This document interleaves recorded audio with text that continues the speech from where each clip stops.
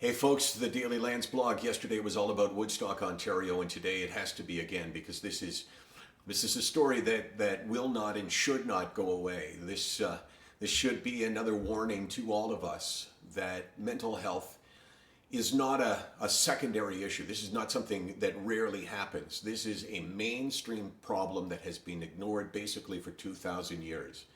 And the fact that we have school curriculum now that don't include focusing on mental health, focusing on the concept of discussion, of sharing, has really become an issue. And this is not about blame. The fact that 5 young people took their lives in the last 4 months, the fact that people in Woodstock say that 20, 30 others either tried or contemplated it.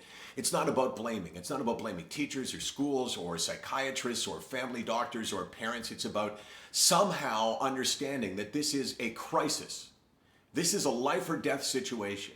And it's the kind of thing that maybe not all can be avoided. No one is going to say here that, hey, you know what? I got a solution to this problem. I'm going to tell you what to do. There are no solutions.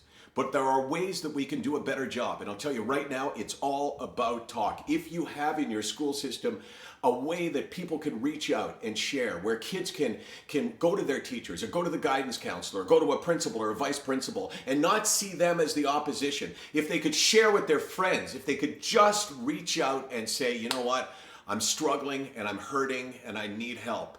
And that doesn't even take into account their family sitting at the dinner table.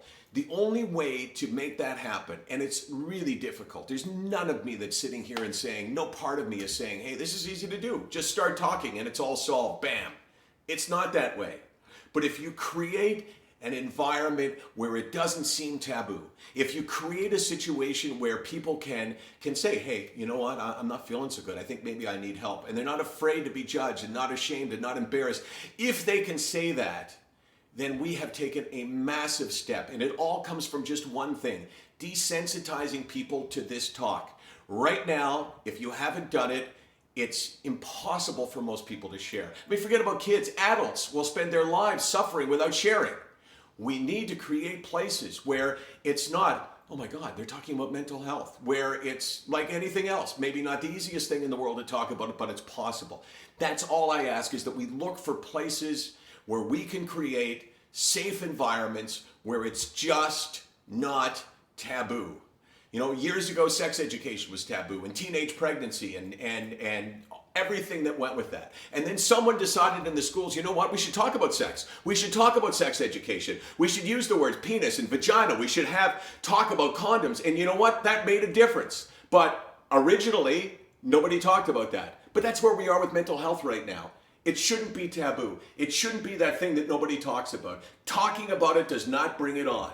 Talking about it gives people a fighting chance. Woodstock, Ontario is an opportunity for everybody in this country. In school, after school, in work, I'm talking about at home, wherever you are. Create an environment where somebody like me, someone who has suffered, can sit with you and look at you and say, you know what? I'm really struggling. I'm having thoughts of actually taking my own life, and I need help. And I need you not to judge me. I can't be embarrassed by this. This is not my fault, but I need you to help me get help. If we can do that, then maybe we can make it just a little bit better. SickNotWeak.com, 24 hours a day, 364 days a year. We're here because we are the place where you can share.